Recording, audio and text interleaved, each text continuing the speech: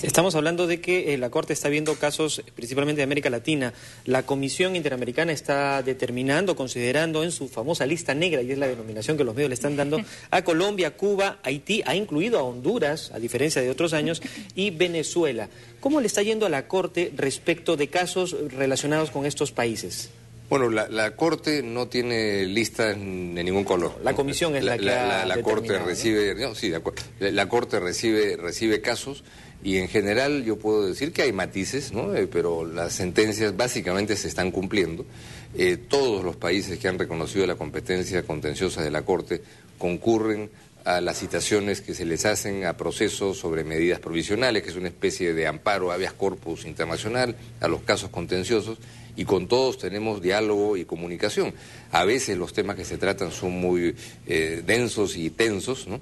Pero eso no impide que haya una comunicación fluida. A veces quisiéramos que el cumplimiento sea más rápido y más contundente, pero bueno, la vida es así, las instituciones a nivel internacional tienen su propio ritmo también, ¿no? ¿Cuál es podríamos decir, el país que les da más trabajo a la Corte, que tiene mayores reclamos? Bueno, entonces es difícil de saber, porque ¿Tienen alguna estadística? Comparar casos es difícil, porque puede haber un caso que abarca a una persona y puede haber otro caso que abarca a 100, ¿no? Entonces, la magnitud no dice mucho. Si uno ve ya desde el ángulo más simple cuántos casos hay por país, sabiendo que un caso puede significar 1 y otro puede significar 100, históricamente podríamos poner a países de norte a sur, tal vez Guatemala, Colombia, Perú, como países que han tenido un número importante de casos, pero ninguno es como dirían las líneas aéreas, un viajero frecuente que sea el que tiene la mayoría de los casos. Prácticamente todos los países de América Latina han tenido algún caso en la Corte. El único que no había tenido uno, que es Uruguay, ya lo tiene, de manera que en este momento no hay ninguna excepción.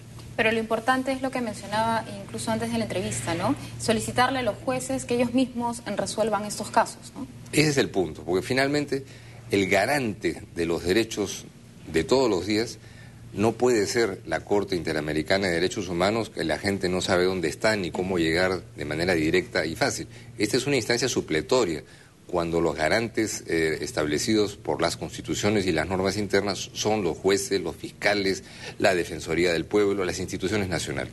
Entonces, si se consolida esta tendencia en la que estándares internacionales comunes en este diálogo con la Corte se van utilizando en los tribunales y aparatos nacionales, yo creo que estamos ya en el verdadero rumbo de un espacio de protección efectiva, pero en donde la responsabilidad y el papel singular no es de una instancia subsidiaria o supletoria como la Corte Interamericana, sino de los tribunales nacionales. Por eso que haya sido muy claro el mensaje de los 3 poderes del Estado de que esos estándares son prioritarios y cuya aplicación es esencial, me parece que es algo que las autoridades nacionales, presumo, van a escuchar con atención.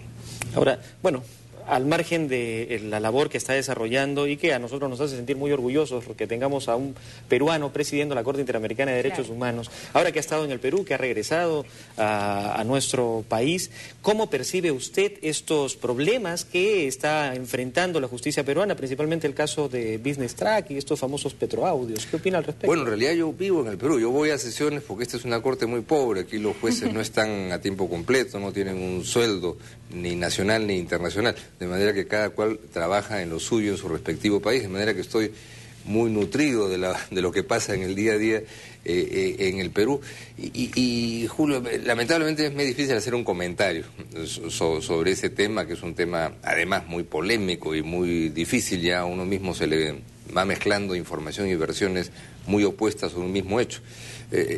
Salvo enfatizar pues el principio institucional obvio, ¿no? Que toda esta contradicción, todo este aparente desorden que hay sobre estos hechos, que tengan que ser procesados y resueltos por los canales institucionales previstos, es decir, que el Ministerio Público y el Poder Judicial avancen en establecer las responsabilidades que haya que establecer y sacar las conclusiones a las que están facultados de acuerdo a la Constitución y la ley. Sé que esta respuesta periodísticamente no es muy sexy que digamos, pero es lo único que podría decir, ¿no? Bien, muchísimas gracias por habernos acompañado esta mañana. Gracias. Ha sido Diego García Sayán, presidente de la Corte Interamericana de Derechos Humanos. Nosotros tenemos que hacer una pausa. Así es, Julio, pero no se mueva, que al volver regresamos con toda la información sobre